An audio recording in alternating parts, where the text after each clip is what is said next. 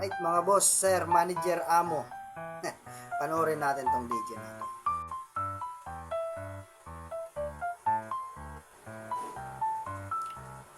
Natuwa yung partner. Binigyan ng flower. So, panoorin natin guys kung paano na-appreciate ng mga loved ones nila kapag binibigyan ng flower.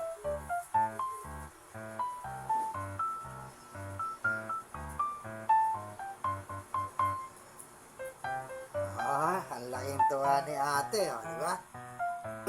Approve daw.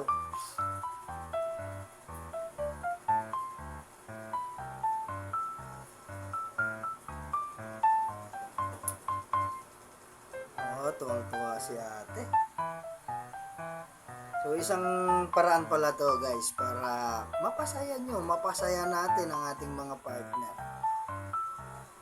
Flower. Hindi lang partner. Basta magulang, kapatid, anak, asawa nyo. Pwede pa nang bigyan natin ng flower para maging masaya siya. Diba? Diba? Ganda talaga ito. Yan.